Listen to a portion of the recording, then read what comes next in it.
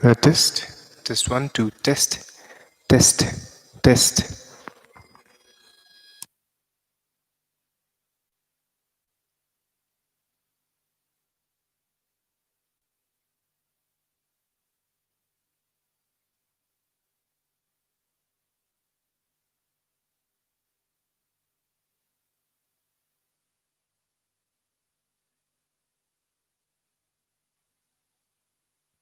Test.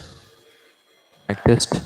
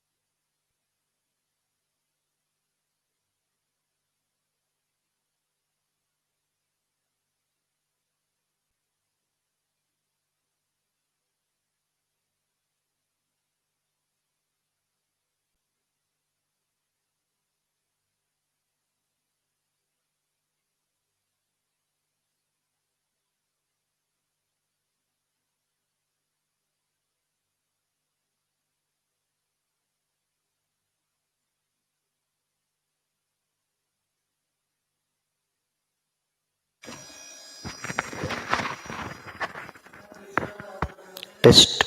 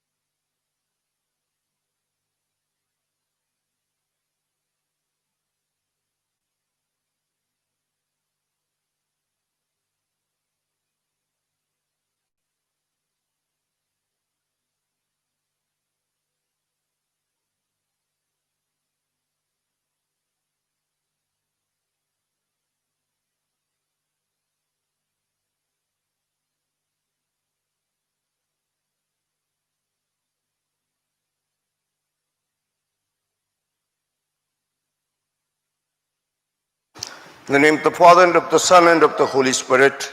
Amen. So, gentlemen, I don't ask now any questions. You might ask too many questions. Right. So I was speaking to you there, basic Catholic or principles of natural law. It's your class. You can walk in, you can go out. No problem. I don't get disturbed. In case you are feeling sleepy, I would prefer you take a walk and come back. Yeah. Pardon? Who? I would be alone. If 5 students are here, I teach. Otherwise, you take a break. I have no problem. Yes. So I was speaking to you that there is a world out there in which some things are right, some things are wrong. We do not create this world, nor do we decide what is right and wrong. By using our reason, we only understand this obligation. Looking at the structures of things, processes and functions of things, we can discern what purpose God had in mind for something, for our speech, for our eyes, for our ears, for our sexuality, for our relationships, for marriage, for all things. God had a purpose, and we can look at the creation, its structures, its functions and processes, and our reason is able to understand those purposes. And of course, use these things in accordance with that purpose. Reason can read those obligations inherent in creation. And that's what we call natural law, etc. So by reason, we can know this moral order. And once we come to know this moral order, we would know that we ought to do something because it is right. We ought not to do this thing because it is wrong, etc. So once we arrive at this moral knowledge, we can universalize this moral knowledge. Moral knowledge is universalizable.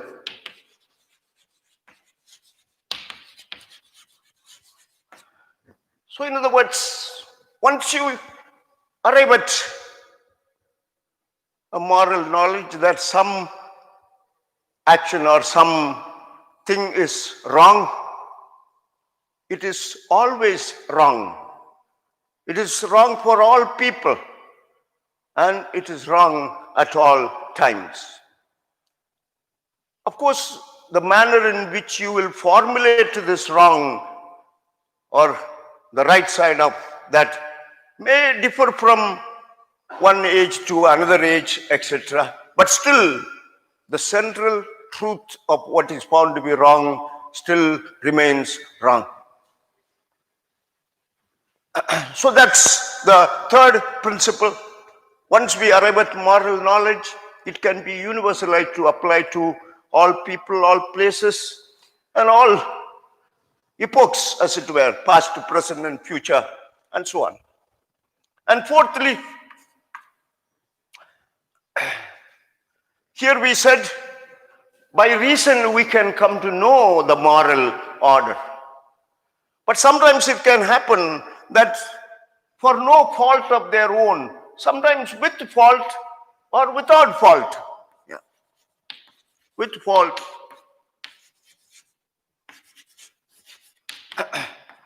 or without.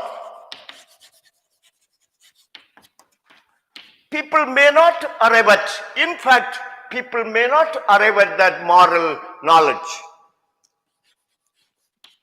Not arrive at moral knowledge.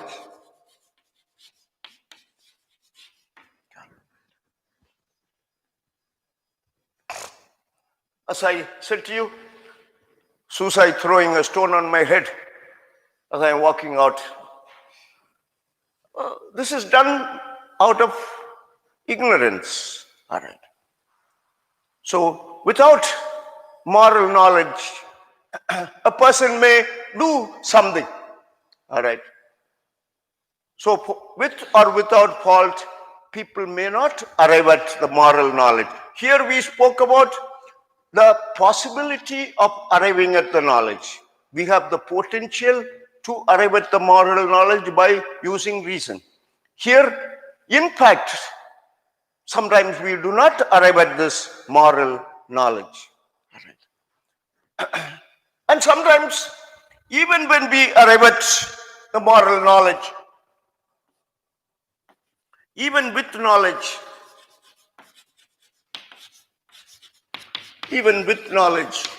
we are unable to do what we know to be right.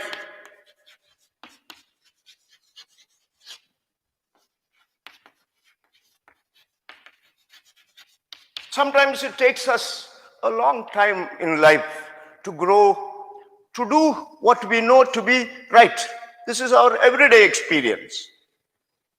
You know, it is right to pray when you are given time for prayer. But do you really pray? That's the issue. All right. You know something is wrong. Masturbation is wrong. Everybody knows this.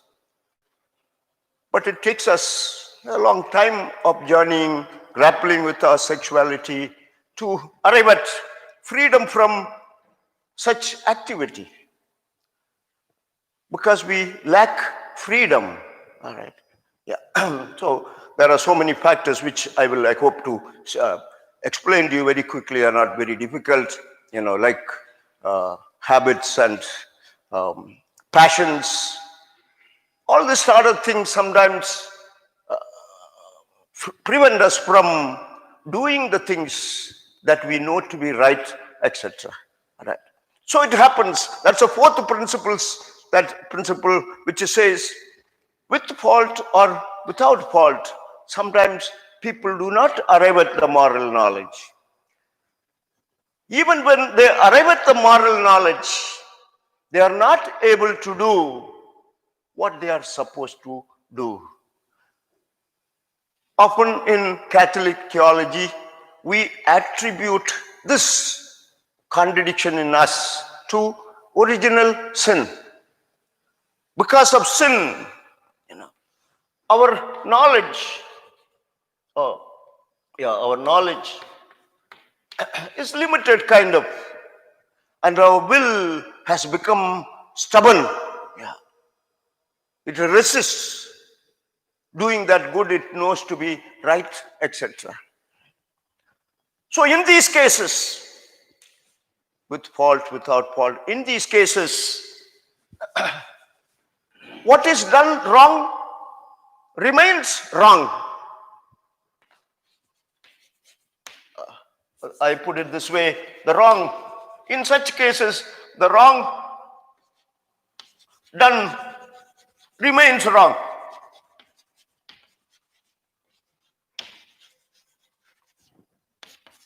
But the person is less or not culpable. Culpability refers to blameworthiness. That punishability is reduced. That's what we mean by culpability.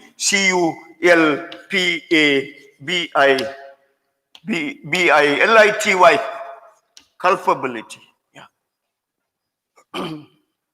So remember, that's how Catholic moral theology explains this situation.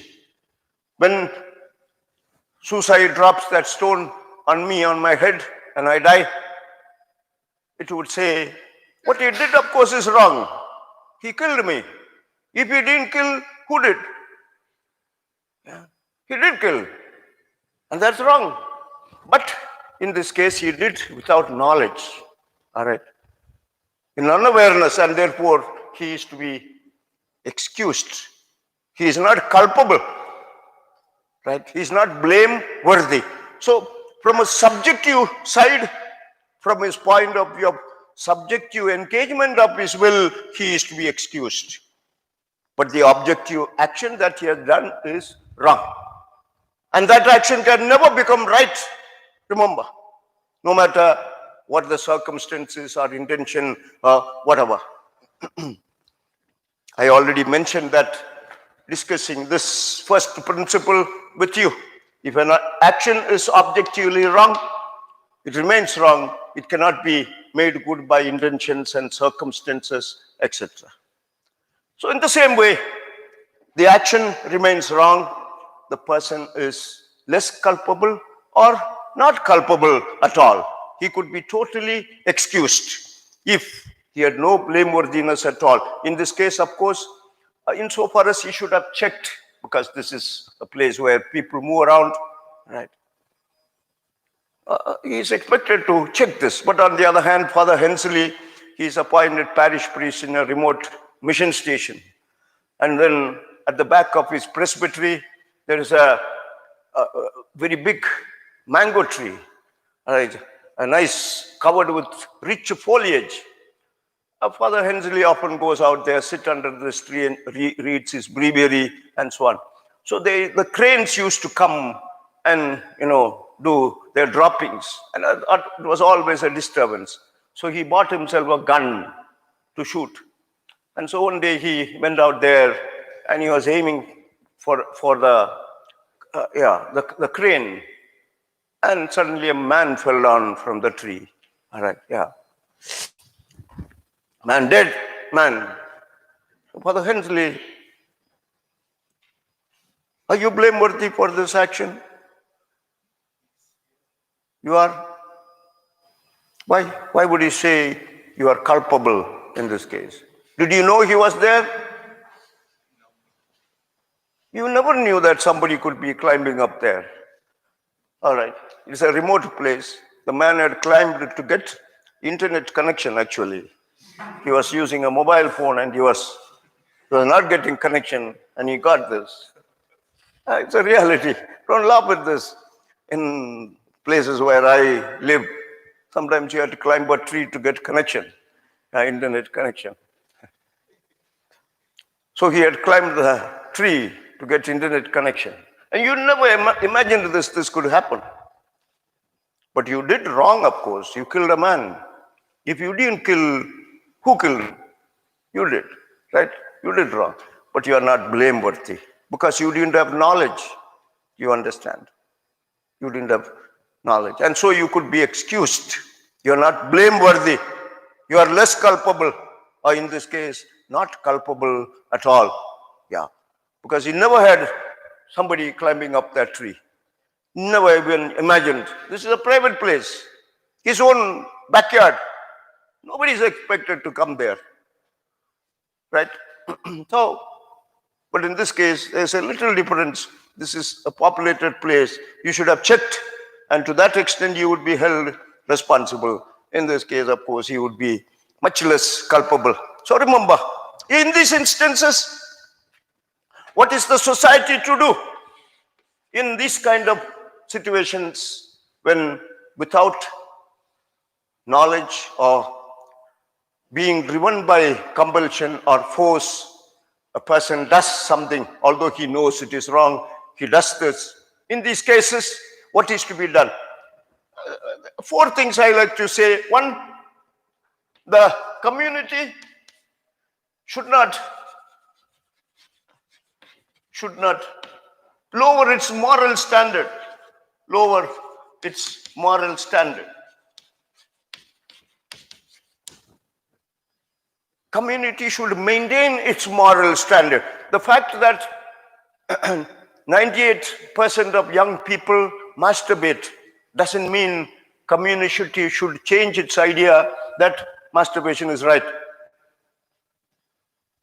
That's what we mean. What remains wrong remains wrong. Community should not lower its moral standard. It's an ideal which is placed before you, before us, and it must be observed as much as possible. Then The community, in a spirit of humility, community must examine its rules, critically examine its rules to formulate it better and to make these rules express the fresh understanding that a new generation has arrived at. So in other words, the community should not get stuck in the past. It must constantly be critically looking at rules and reformulating them in the light of the fresh experiences of the community. Thirdly, the community can protect itself from the wrongdoer, can protect itself.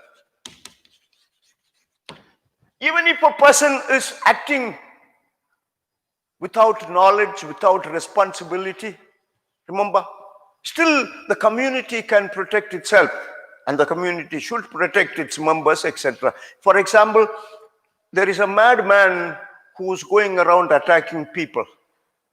A madman. He is completely inculpable. He is not blameworthy at all for the things he does because he doesn't know what he is doing. Do you understand that? Does it mean the community should stand back and go ahead and do what you like? Or it should protect itself? It must do something. That means catching hold of this person and limiting his freedom. Do you understand? He is an innocent man, but he is doing wrong. He is harming other people. So the community has a right to protect itself from harm by even an inculpable offender. You can't say, since he feels this way, go ahead and do. That's what they say about, he said this is a normal condition. He's born this way. It is his nature to be mad, and therefore let him go ahead and be mad in this world, is it? Harming other people?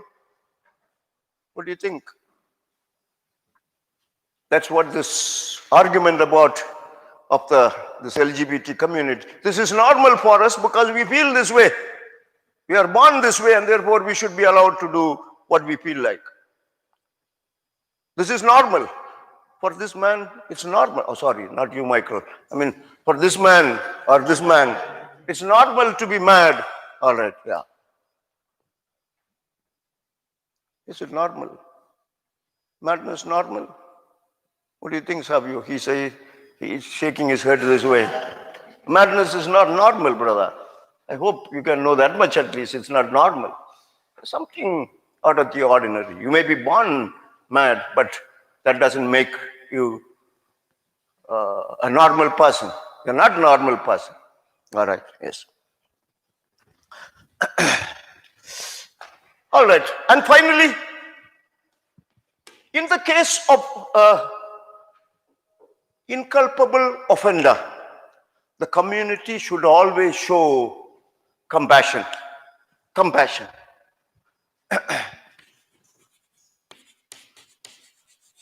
Compassion. Yeah. Mercy and compassion to an inculpable offender. When a person has done wrong because he did not know, or because although he knew, he could not help it, he did it out of some inner compulsion or whatever reason, the person comes, in repentance. The community should take a compassionate approach to this person. And that has been a long-standing tradition. I told you when I discussed St. Basil, for example. He was very stern about values. But when someone came after having violated a value, he was to be treated with compassion. Already in the 4th century, 370, he died. All right. Basil. Already at that time, this wisdom, pastoral wisdom, was communicated. And I think the church has always dealt that way, even in the sacrament of penance, etc. Occasionally, a confessor acts like a big boss and judge and so on. But by and large, most confessors manifest the mercy of God, for failures that are done, even sometimes wrong done deliberately. Yeah. A guilty person comes along and he confesses, we meet him with compassion, etc. So, gentlemen, these are the basic four, ideas. Now, second part of this is only one portion. There are three portions I have put there. Second is, according to this Catholic natural law conception, there are intrinsically evil acts.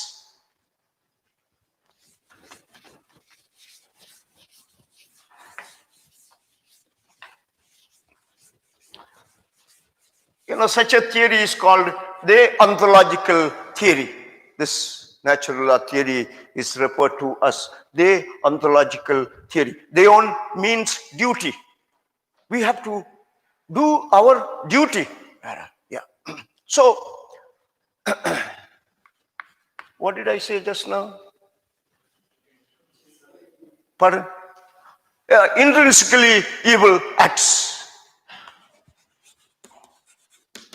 Intrinsically evil acts. So if you make that first statement we made in those four statements, there is an objective world in which some actions are right, other actions are wrong. In other words, there are actions which are wrong in their object. Yeah. In their object, they are wrong. Actions, that's what intrinsically evil actions mean, which are in their object wrong. Object wrong. Another way of expressing this intrinsically evil acts are, you cannot perform that act which involves an evil effect without intending that evil. That's what we mean by intrinsically evil act. One cannot perform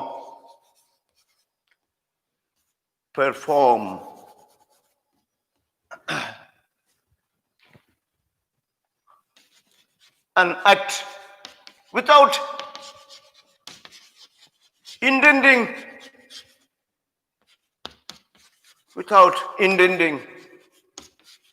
the evil in that act. In other words, the act is so physically, the physical action performed is so close to the evil that while doing this action, the doer cannot say, I do not intend this action. Do you understand that? I'll give a silly example. I love my brother, my confrere, Alok. All right. I want, above all, for him to go to heaven. This is the greatest wish I have. So on a Saturday evening, as he comes back from communion after Mass, he had gone to confession and he receives communion at evening Mass. And as he comes, I thrust a knife into his heart, because this is a time, if he is killed, he'll go straight to heaven. Salvation. All right.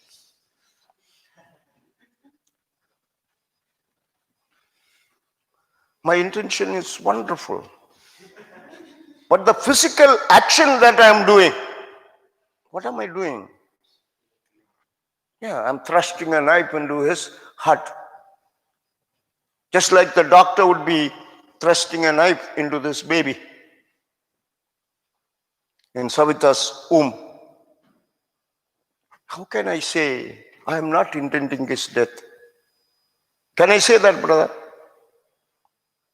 But at the same time, it cannot be equivalent to a lady who is intentionally killing the child. She wants to abort. But in Savita's case, it was not their intention. Even the doctors did not have the intention to kill the child. But it's not the question of intention. The question of action. What focus on the action we are doing. What we are saying is intrinsically evil act means that act, in other words, the physical action that you perform, while you are performing, you cannot but intend the evil in it.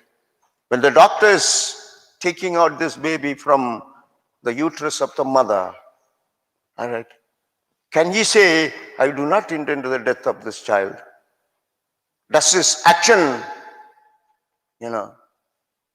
allow him to say that I really do not want to kill this? Yeah.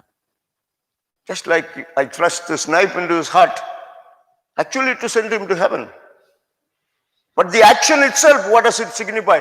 The object of the action is the immediate and direct effect that flows from this action. That's the object of the action.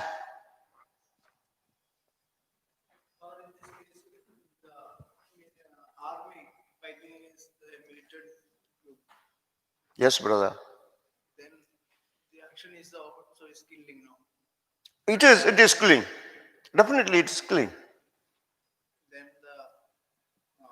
they are killing for the safety of the Citizens. citizens. Very good. And how it will You are raising a very important question. I'll discuss this one. I hope we can touch upon. The next section is about direct and indirect distinction. I'll talk to you about this. All right. So then, gentlemen, please try to understand this concept, because this is critical. This understanding, the object of the act is evil in itself. That's what makes an action intrinsically evil. These intrinsically evil actions are not present everywhere. In Catholic moral tradition, there are 4 or 5 areas where this intrinsically evil actions lie. They are limited to 2: direct killing or killing of innocent life. Yes, killing of innocent life. Divorce, marriage and divorce is intrinsically evil act. So direct killing of innocent life is an intrinsically evil action. So brother Sabio, that word innocent is important here. All right. If a man is attacking you, a terrorist is attacking your family, is he innocent?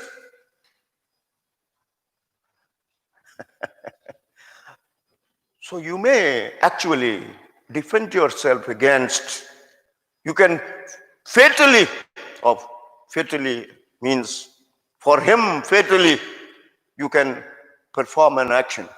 Of course, you would not want to directly, maliciously kill him. You would use that much force that is required to put him up. And sometimes when you are playing with gun, the only chance that you have is a shot that will end his ability to act forever. All right, yeah.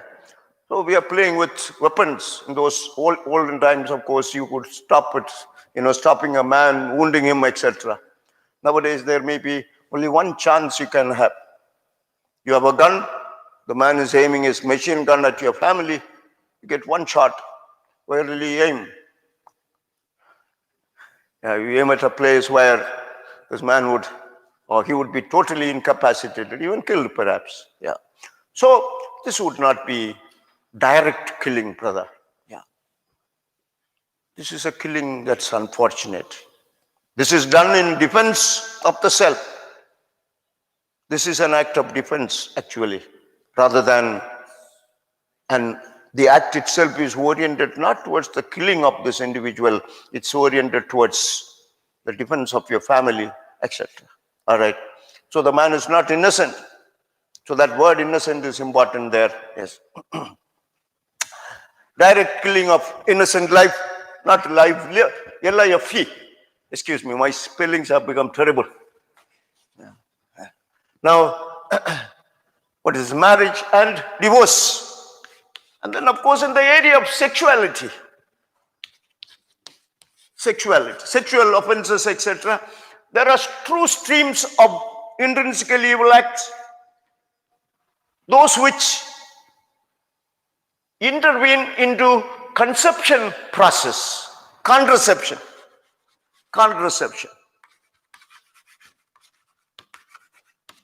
After the sexual act, there is a process of conception.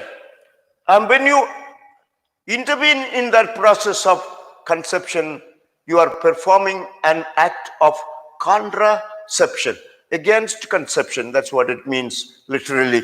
All right. So that is an intrinsically evil act. And second strand is activation of sexuality. The wrong sexual acts according to nature and contrary to nature. According to nature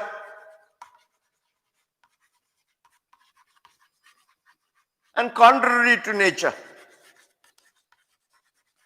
What would be the sexual acts, activation of sexuality, which are in accordance with nature? Anybody? The type of wrong sexual activity which would be in accordance with, pardon? Would it be in accordance with nature or contrary to nature? Pardon? Family?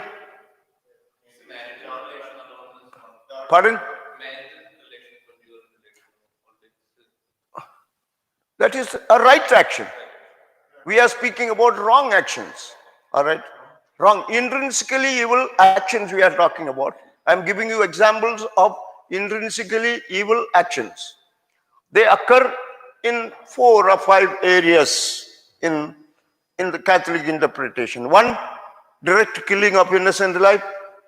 Second, we said marriage and divorce.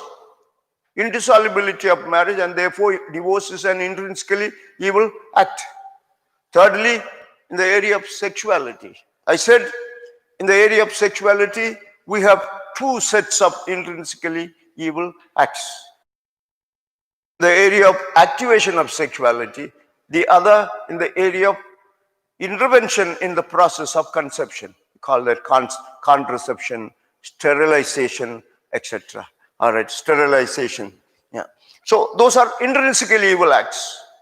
And in the area of sexuality, activation of sexuality, there are true strands of intrinsically evil acts. One set of those intrinsically evil acts have to do with actions of sexuality in conformity with nature, others actions or sexual acts which are contrary to nature.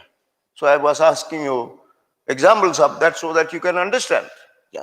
Which are those intrinsically evil acts which are contrary to nature? Pardon? All right, homosexuality, fine. Masturbation, bestiality, and this type of any, no, that would be in accordance with nature. All right, that is an evil action, intrinsically evil action between a man and a woman in a sexual intercourse. All right, that would be in accordance with nature. So, fornication, adultery. What's the difference between fornication and adultery? Don't tell me fornication is celebrating 4 masses. Yeah. Because in the clergy circles, we use the term bination. Bination means celebrating 2 masses. Trination means celebrating 3 masses. And fornication means celebrating 4 masses. No, this is not right. What is the difference between fornication and adultery? Fornication is outside of marriage. Adultery is those who are. That's right. So when both the parties are involved in in an inordinate sexual activity that you would call fornication. All right. And one of the parties is married, then there would be adultery. Because adultery involves not only a violation of sexuality, it also involves violation of fidelity, all right, which is a sin against justice. Remember, yeah.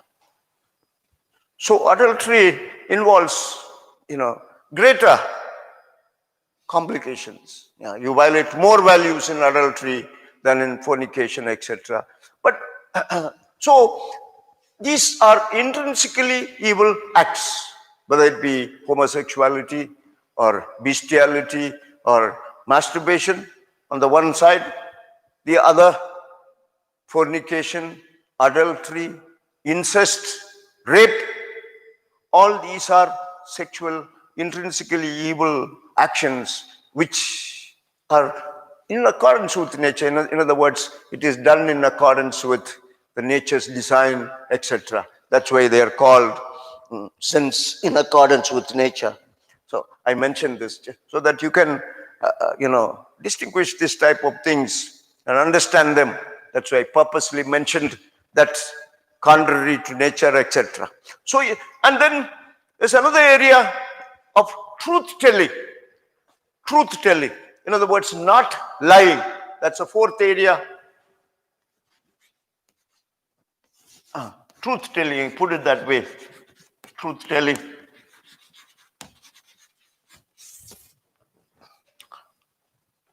So these are important areas in which we find intrinsically evil action. Of course, there is also the area of cooperation. Formal cooperation is an intrinsically evil act. But then I'm not going into that aspect because it is equivalent to performing an intrinsically evil act itself by an agent. In this case, of course, one who cooperates formally, he is, assisting, offering his will and his cooperation to the principal agent, etc. So, gentlemen, Catholic tradition has limited intrinsically evil to these areas only.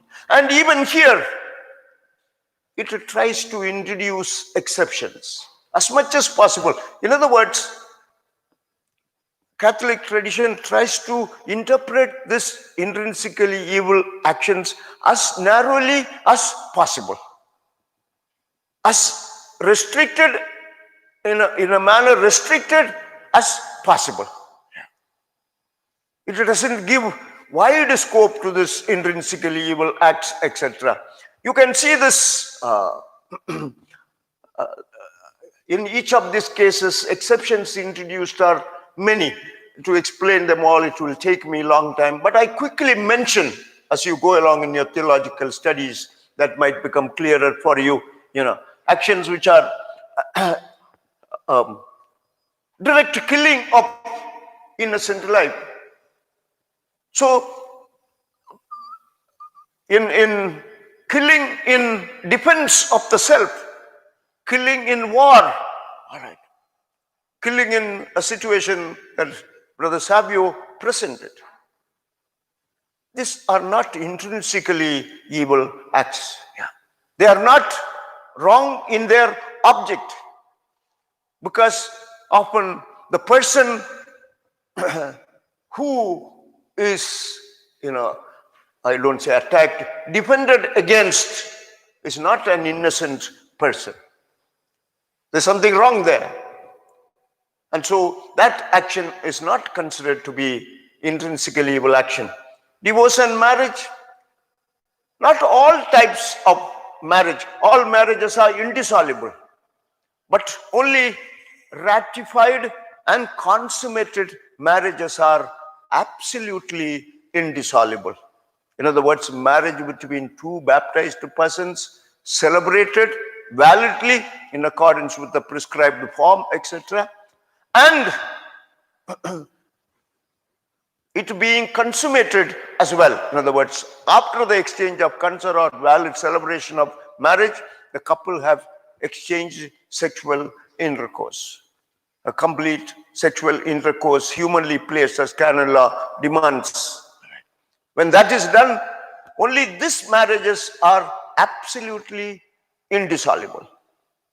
Although all marriages are indissoluble, some marriages may be dissolved. That's a position dissolved by the Pope using his patron privilege, etc. Then, in the area of sexuality, of course, there are no exceptions. Sexuality has been an area where the Catholic tradition has stayed away from making distinctions, etc. One sexual thought which is deliberately, indulged in by a person, which is not proper for that person. In other words, it is outside the context of marriage and it involves genital stimulation, etc. This thought involves genital stimulation, then of course that would be a seriously intrinsically evil action. So that's the kind of perception that Catholic tradition has. Of course, in this area, of course, today we are beginning to see that it's not about judging one thought or one action, etc. But a person's growth towards sexual maturity involves a lot of time, lot of effort within the self, lot of failures, and picking oneself up and progressing further, and so on. These things are involved in any growth in sexuality. So these things are to be taken in morality of these individual actions, whether it be a thought, a touch, an action, a sexual action that a person performs, and so on. So then, in the area of truth-telling, all right, the area of truth-telling, traditional moral theologians have pointed out that we may never tell a lie, but telling the truth involves two elements. One, of course, being truthful to what is happening inside you. But the second is the right of the other to know. The right of the other to know. Yeah. If the other does not have the right to know, then you don't have to speak the truth to another. Yeah. If he has a right to know the truth, then you are bound to say the truth. In the case of a person who has not the right to know, then you may have recourse to what we call amphibology. Amphibology, B-O-L-O-G-Y, amphibology, or double speak. In other words, you say one thing and mean another thing, or mental reservation. Mental reservation. That is to say, you say something but reserve something in your mind. All right. So, Brother Subin, you are the secretary to the provincial, and the provincial has been traveling along, for a long time, and he comes home, he's very tired. He says to you, please, in case somebody comes to visit me, tell them I'm not available. And so he goes to sleep, and soon after, some very important person comes. He wants to meet the provincial. And then you tell him, Father is not here, Bishop is not here. In your mind, you say, for you. All right. In other words, he is not here for you. You're not. This is called mental preservation. So Catholic tradition has kind of, permitted this type of process. You cannot live in this world always speaking all the truth. Right? Even God made clothes for Adam and Eve to keep. This is after the sin. Before the sin, they didn't need clothes. But once they sinned, God made clothes for them so that some distance is created. There are some things which are meant to be hidden with you and within you. Not even Eve should know this, and not even Adam should know that.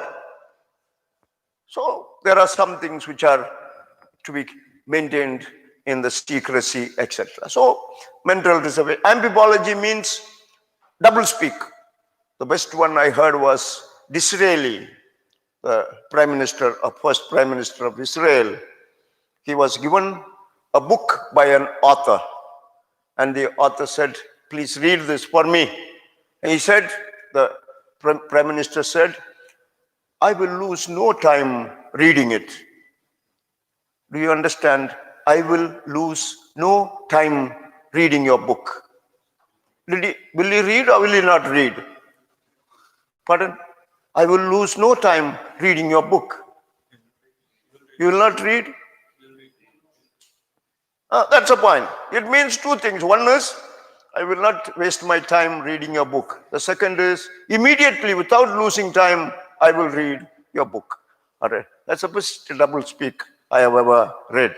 I'm quoting for you. So if you are a wise man, you can compose some double speak for people, all right, who have no right to know the truth, etc. But those who have know the truth don't double speak. That is not good. In the name of the Father and of the Son and of the Holy Spirit. Amen. 5 minutes after. Methodology.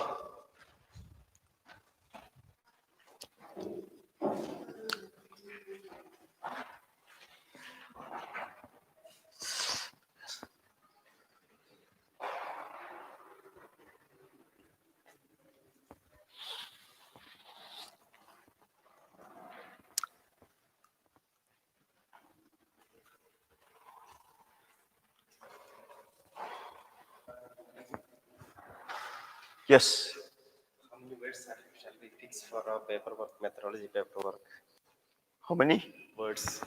Words means, I don't know words. You can put some 3,000. 5, 6 pages. Bus. Yeah, that Methodology. might come 6 around pages. 2,500. That 3,000 means words. the content, they will have a frontispiece. That is not included in this, only the material. About maximum, fix it with 6 pages, including the bibliography. Including All right, that yeah. means a total 7 pages. Front page is Yeah, different. that's right, yeah. Oh!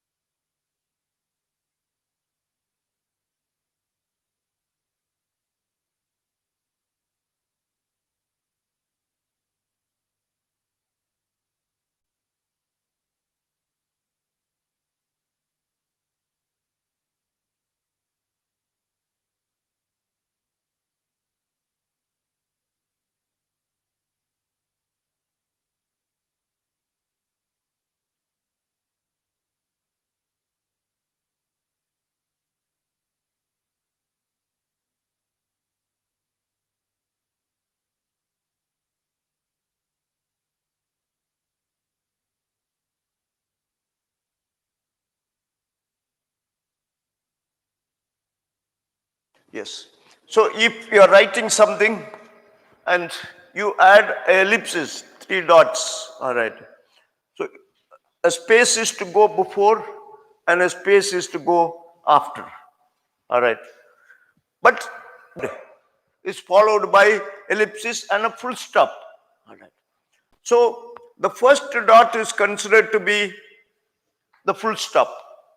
And so you don't put a space here. If you are ending a sentence with ellipses, the first dot is considered as the full stop.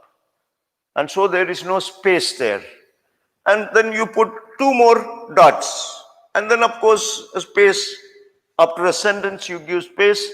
And then you write the next sentence, etc. What was meant there is the first dot, when it becomes the full stop of a sentence, then of course there is no space between the word and the ellipses, etc. That is what is meant. So in that quick reading, I could not grasp what was being read there. That's what is meant. So when an ellipsis ends a sentence, the first dot of the ellipsis operates as a full stop of that sentence, which is put next to the word, the end of the sentence, the end of the word, which closes that sentence. And of course, 2 more dots are added to indicate to the reader that this is a passage which continues. And then, of course, you continue your writing, etc. Yeah. What's the page we are reading with? We were talking about percentage, you remember, percent and percentage, etc. Yeah, that's what we are talking about.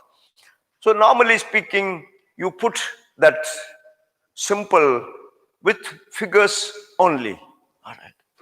And when you are writing, there's a mistake that many make. He got 70% mark or 70% mark. What would you say? Yeah? He received or obtained 70% mark or 70% mark. That is wrong. You must say 70% mark. Right? That's what you would say. Percentage is a noun, remember, somewhat abstract noun. 70% marks, 80% mark. Students, the average percentage of marks received by the students. The average percentage of marks received by students is 70, 80, or whatever, right? So percentage is used in that sense. So normally speaking, when you say I obtained 70% mark, don't say I obtained 70% mark. No, 70% mark, 80% mark, 56% mark, or whatever. That's what you would say. Yes, please. Note that usage of that word. It's often wrongly used. Yeah. Next, who's reading? Yes, brother. Bhagya. The fraction standing alone should be spelled out, but the numerical Which number is this now? Pardon? 9. Very good. Yes. Please read. Yes. standing alone should be spelled out, but numerical unity composed of a whole number and fraction should be expressed in figures. Yes. Example. Trade and commodity service accounted for 9/10 for all international receipts and payments. Yes. Second one, steel cabinets with 1/2 by 10 to 1/4 inch shafts were installed in Kubodana library. That's right. So please note the rule there. A fraction standing alone should be spelled out. All right. Standing alone, we are speaking about 9/10, 1/4. All right. 2/3. So when you write this type of thing, you don't put figure when you're writing a sentence. You don't write in between 2/3. No, you write 2/3. You spell that out if it is standing alone. But if you are going to give a series of numbers, all right, then express it in figures. That's what is being said here. So one fraction that you are saying, all right, 10.5 measures of oil. So write it out, 10.5 measures of oil. Yeah, that's how you write. Don't write, he came to buy 10.5 measures of oil. Now that would look a little odd. All right, 10.5, you write it out. Okay. So in the same way, when there are series of numbers, he came to buy 10.5 measures of oil, 9.25 measure of whatever wheat or whatever. So you have several statements to be, fractions to be made. Then you put that in figure form. Yes, please. Next. In the case of isolated reference to the currency, if the amount is spelled out, so are the words rupees and paisa. If figures are used, the abbreviation RS or the respective currency symbol, example dollar, Pound, yes. presents them. Yes. So the currency abbreviation that is put before the figure that you would write, etc. So in case of isolated references to currency, if the amount is spelled out, so are words rupees and paise, etc. Yeah. Example, Yeah. rarely do they spend more than 10 rupees a week one recreation. That's right. So you are writing 10 rupees. Don't write RS 10. All right. Yeah. Second one, the report showed us 10,000 collected in fines. Yes. So you put that RS in that short form, abbreviated form. In the previous case, you wrote it out. Whatever, if it is rupees, paise, or whatever, you write that out. Suppose in the previous example, we are saying, what is that? Rarely do they spend more than 10 rupees and 50 paise. So you would write all that out in spelling or in words. Yeah. But in the second case, you are putting figure and therefore you put RS. All right. Go ahead.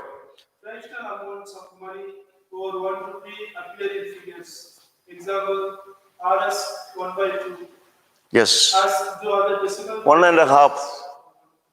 All right. 1 by 2 means what? It means 1 into 2 or whatever. 1.5, isn't it? Yeah. As do other decimal fractions, RS 1.75. Yes. The expression of every large amount of money, which may be cumbersome. Not cumbersome. That means little awkward. Cumbersome means little awkward, somewhat difficult. That's what cumbersome means. Yeah, if for example, you are being pressed from all around, it's a little cumbersome to, sit through a class. It's a little difficult. That's what you use that word cumbersome for. Yeah.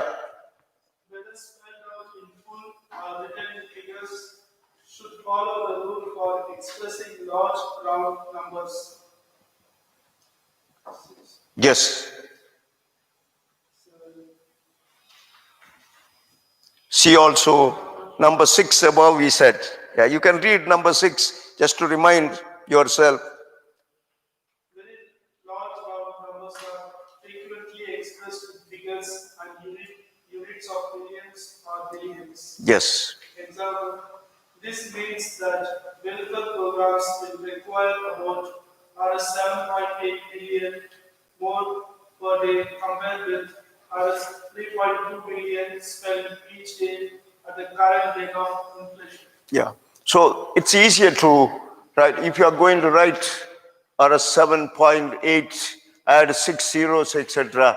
For the reader, it's always a little problematic. It's easier to read 7.8 million. All right. So because it strikes us, if you, especially if you are used to counting in this counting lakhs and crores, etc. All right. It may be good to write that way, 10 lakhs. All right. Instead of writing 1 million or 7.8 million, you would be writing now 78 lakhs. Yeah, that's what you would be writing there, right? 78 lakhs or something. So you can put 78 LAKHS as well. You can write, like some people write lakh with LACK, but I think it's wrong. Yeah, but they do. It's officially, many people write LACK, yes, lakhs. Yeah, LAKHS, that's how we write lakhs. Yeah, next, yes, please. Yeah, Japan's exports to Taiwan yeah, discovered $60 billion between 1954 and 1958, rose sharply to $210 billion in 1965 and $250 billion in 1966. yes. So you can also read that. When you read that, dollars to 210 million, it's not dollars, because you are referring to plural numbers. Okay. You can also read it this way, sharply to $210 million in 1965 and $250 million in 1966, etc. When you read it, you may read it that way. Although when you write it, you write the dollar symbol before the currency symbol before the figure. Yes. Usually, all the number concepts are cited in Arabic numerals. Yes. If, however, a reference is made to the Preliminary pages. of work that designates those pages with lowercase Roman numerals, the reference should also avoid that style. We have already said that before. Do you understand what you're reading, Bhagyanathan? Huh? Are you understanding what you're reading? Normally when we give references, etc., we give the page numbers, the Arabic numerals. But some books have the introductory section paginated by lowercase Roman letters. All right. You have seen that? Yeah, Roman 1, small 1, I, in other words, 2 I's, 3 I's. Yeah. So if the first portion of the book is paginated with those numbers, in reference as well, we would use the same numbers. All right. Lowercase Roman letters. That is what is being said. Yeah. Go ahead. In expressing the month and year, two styles may be followed. However, once one style is chosen, one must use it consistently. Yes, please. Please note this, because this is something that you will be using all the time. Two styles. Adapt one style for yourself, one way or another. I would suggest the first one is the easiest and best. All right. The second one, sometimes it can get mixed up, because two numbers are standing together with a comma in between. So, go ahead. Example, on 28 June 1970, the Convention on Evangelization was held. Yes. On June 28, 1970, the Convention on Evangelization was held. Yes. So the first one, you put the date first, followed by the month, write the month in full, and then the year. There is no punctuation there. Punctuation may follow the year to separate. Normally speaking, when you write, the year or date, after the date statement, there is a comma. generally speaking. All right. Unless, of course, the context warrants otherwise, usually there is a comma. But in this format, 28 June 1970, there's no punctuation in between. The second format is on what? What did we say? On June 28. Yeah, on June 28, 1970. So after the June 28, in order to separate the date from the year, you put a comma, and then after the year, there is a comma as well. So please note what we are saying. Both are right. You can write in whichever way you want.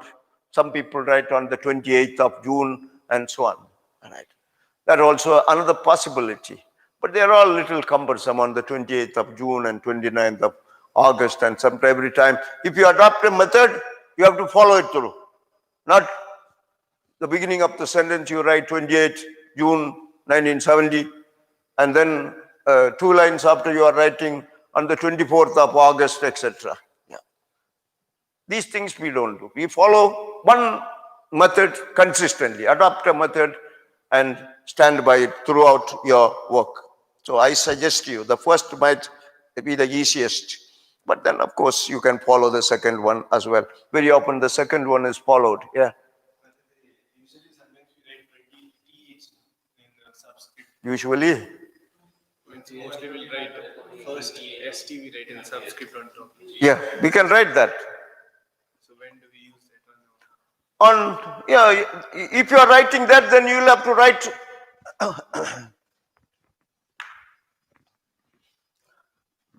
on the 28th of June 1970. You can write this way. But usually speaking, all this just simply cumbersome. Every time you have to be writing on the 28th of June, on the 27th of, on the evening of the 28th of, if you are writing this, you must add this. All right. Because that's the way it is written, on the 28th of June, not on 28th, on the 28th of June, on the 29th, 30th, 1st, 68th. You can't have 68th of June. Whatever. On the 68th year of his age, yeah, he almost died. Anyway, whatever you write, you can write this, but then you have always to put that the in front. All right. When the day, month mentioned as in number 14 above, day, month and year are mentioned as in number 14 above. All right, that's the one that we indicated beforehand. Yeah, that is to say on 28th of June and so on. The ST, ND or TH does not appear after the day or at the mention of the date. You don't say on 28th June. You don't put that way. If at all you are adding on the 2nd, on the 28th, etc. All right. So you would be forming it in this manner, of June, etc. Yeah. Please. When month and year alone are mentioned, the preferred style is to omit conjunction between them. Yes. She was graduated in December 1985. That's right. So there is no need for a punctuation between December and 1985. All right. Yeah. We followed the same method before, if you remember, in the two methods that I suggested, which one of which you need to choose. On 28 June 1970, they said there is no comma or punctuation between the month and the year. There is no need. The same principle is followed here. Graduated in December 1985. Next. In informal writing, it is permissible to abbreviate reference to the year. Example. Yeah, December 2005. Understood. All right. 2005. Yes. It's possible. but this is in informal writing. When you are writing formal, like a paper, please don't use abbreviations. Unless you are writing direct speech. Unless you are writing direct speech. So sometimes we are using this. What are the abbreviations I come across sometimes?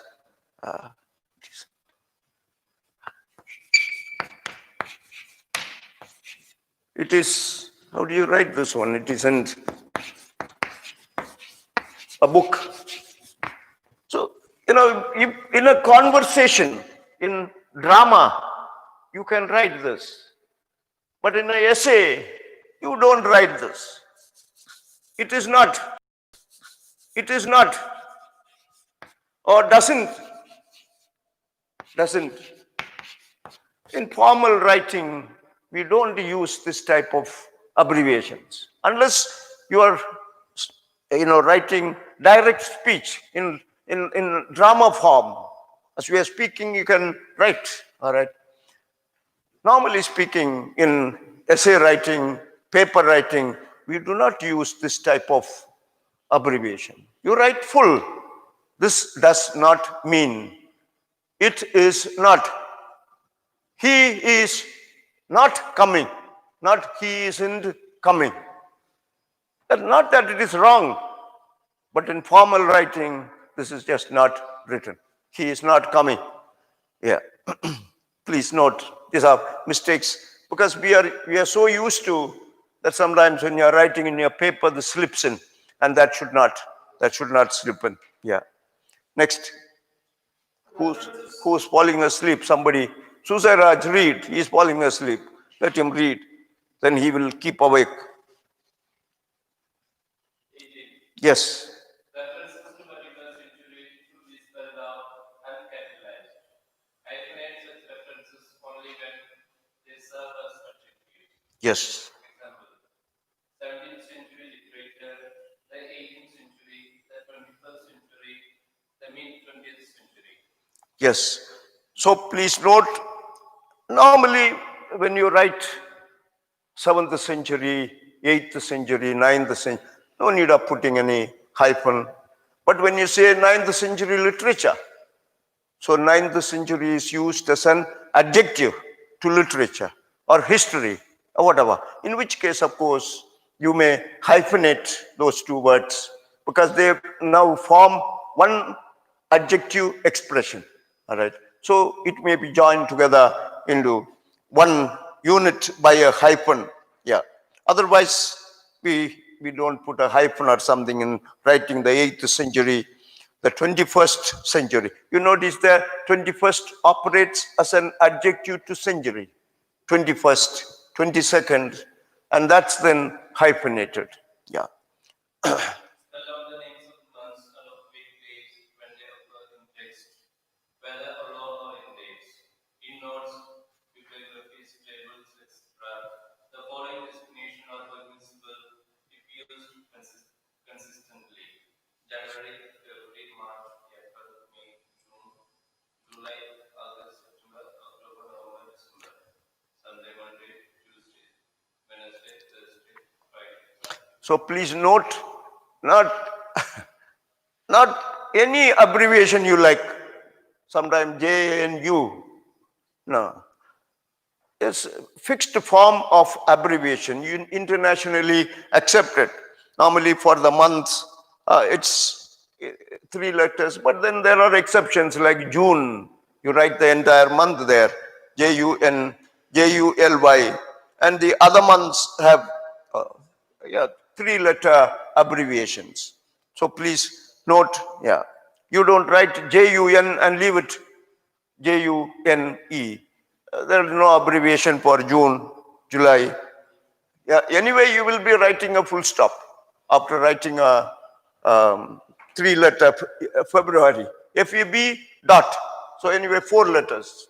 So in this case, June, July, you write the full. Otherwise, you have 3-letter abbreviations. Likewise, days. All the days except Tues and Thurs. Yeah.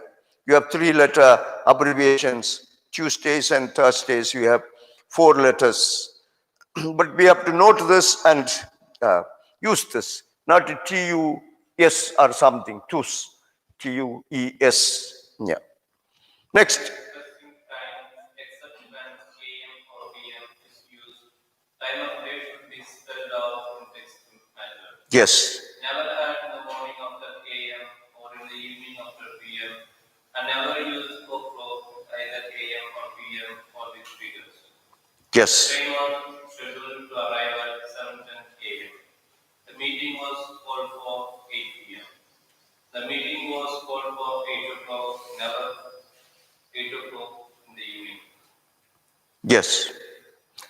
So 8 o'clock or 9 o'clock, that o'clock is used, we said with number, the hour, but without AM, PM. The train was scheduled to arrive at 7:10 AM. Don't write morning 7:10 AM. All right, yeah.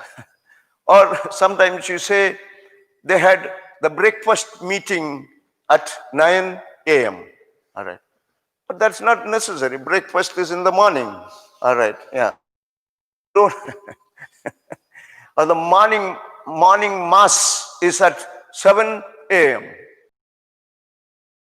AM. The morning mass is at 7. Morning mass is at 7 AM.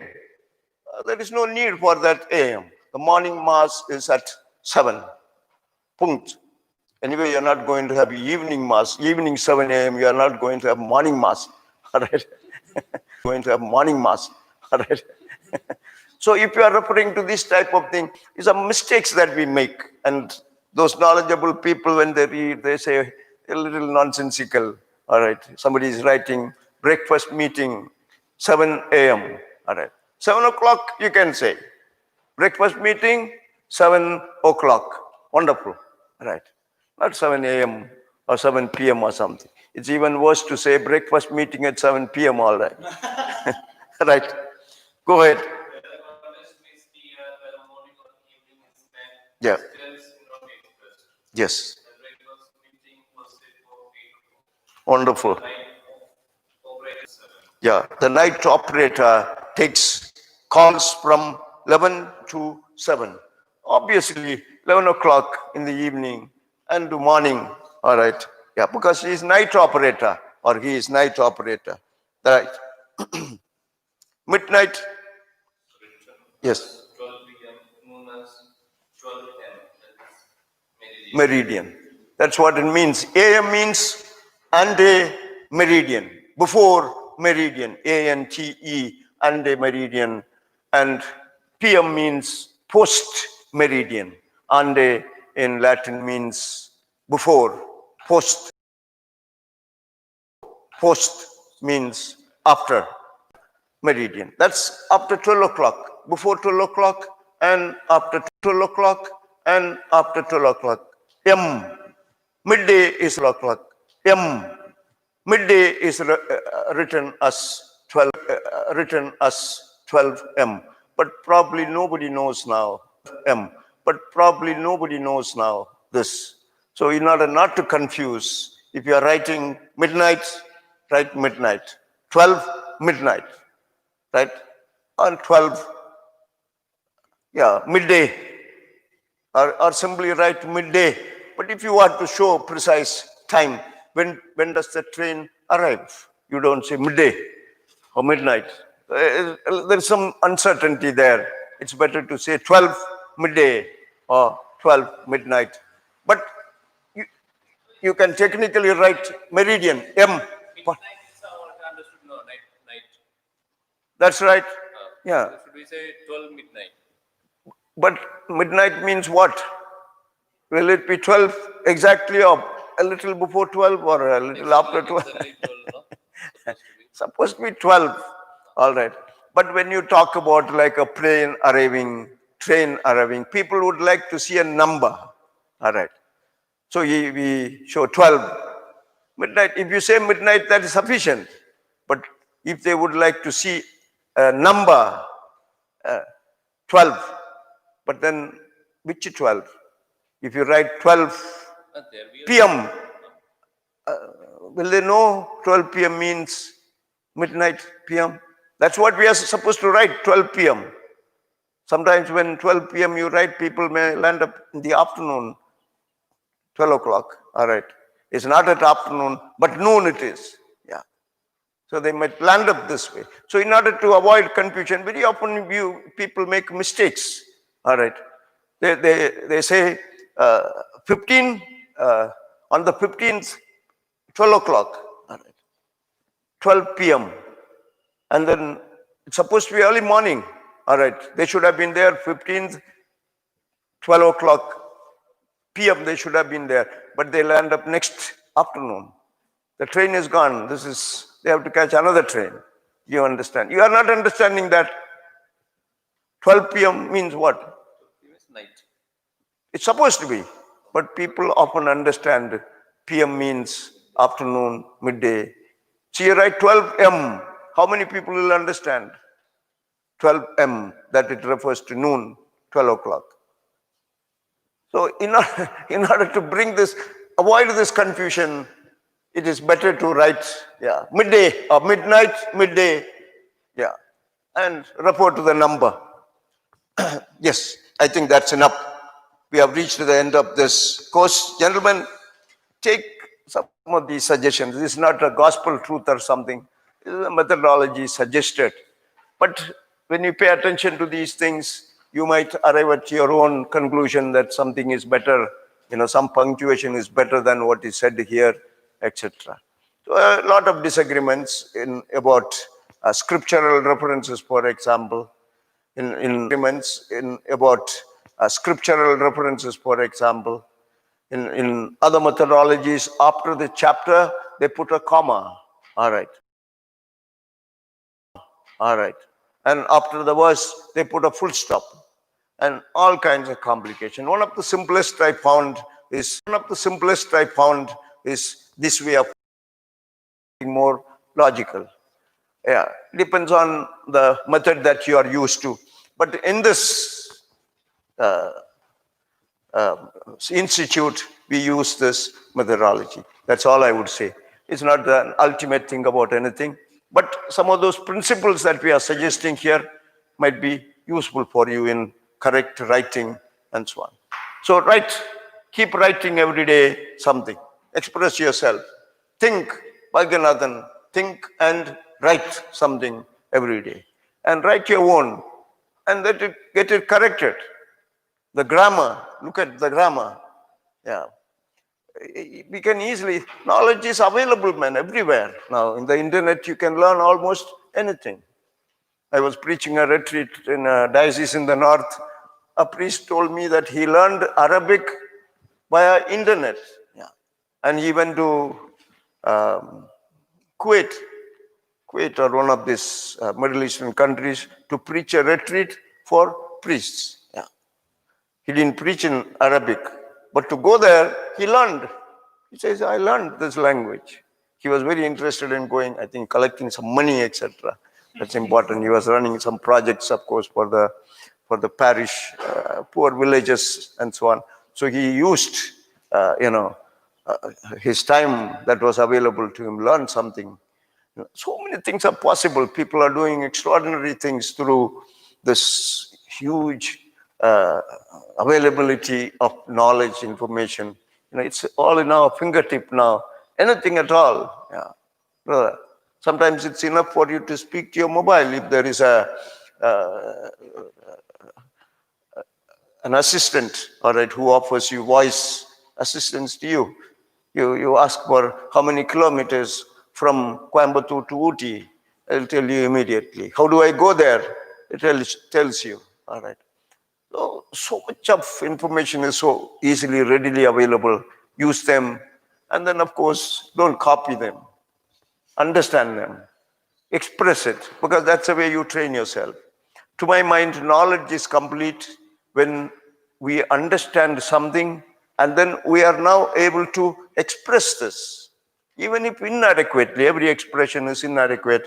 After having written something once, when I go over it again, I would have, I would think that this should have been written perhaps better in another way, and so on.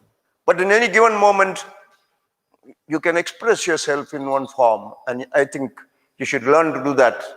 And it should become a kind of spontaneous thing for you to write, speak somewhat correctly. Whenever we wish, we can truly, uh, you know, express ourselves with a certain amount of facility, but correctly. And I think that comes only through practice. So do these things, please.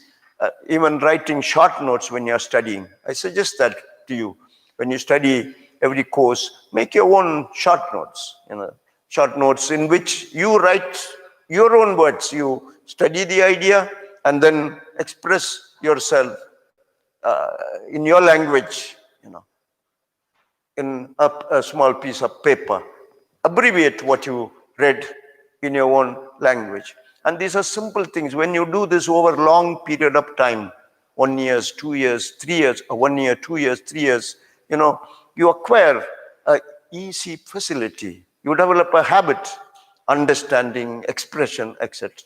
So, gentlemen, take these little tips that are given here in this methodology course and use it, practice it. It will come handy for you.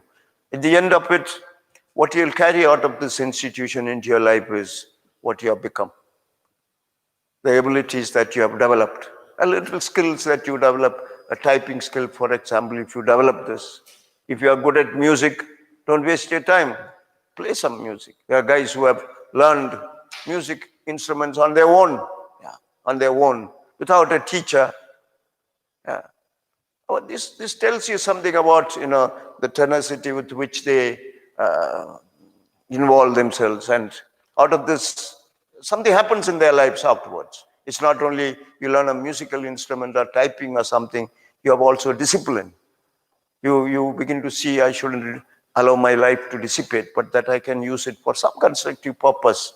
That discipline you develop. And when you waste time, your conscience tells you this is not correct. Don't waste your time on useless pursuits. Yeah. So it's not only about developing a skill, it's also about developing a habit of life, man. Yeah, habit of life. So do these things in your personal life. It will come handy for you. That's why I say, when you leave the seminary, what you will ultimately carry is what you have become yourself. Remember. Yeah. Not the theology, moral theology, methodology. I don't think you will remember this. Maybe some ideas you might carry for yourself. None of this will stay with you forever. Yeah. Maybe one idea you catch on. I was told, I went to a diocese to preach a retreat. One of my former students, he came and he said, Father Henry, I thank you for your treatise on marriage, but not all of it. Much of it was boring. But there was one section you taught. I had taught something on Ephesians chapter 5. This is Newton analysis. 33, there is a small passage. I discussed that somewhat. He says, I have developed a marriage training course on the basis of those thoughts that I received. So this is how knowledge developed. He showed me it's not. He has quite a big, he could publish it into a book or something, based upon those thoughts that he received in a moral theology. One course, yeah.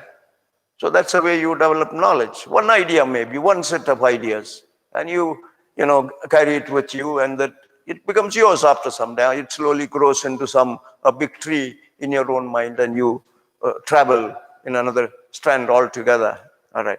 That's how education and knowledge develops anyway. Nobody can remember all this theology you study.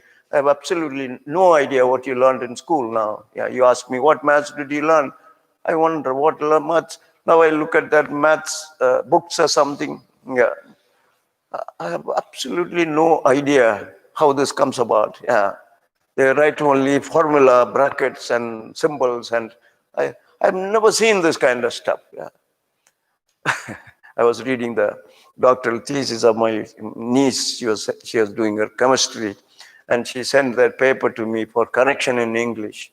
And I was just wondering how stupid I am when I look at this. All right. Absolutely no idea of what you're reading. I know the subject the object and the verb that connects it. That much I could correct. Yeah. But she was not good at that. So I did that for her. But the rest of it, what do we know in the end, brother? Really very little, right? Let's go. In the name of the Father and of the Son and of the Holy Spirit. Amen. So, gentlemen, I wish you well in life. You have to write a paper. I think your Father Rajesh will meet you and give you instructions as to the time. Is he going to meet you now? Yeah. Now, it's time, isn't it?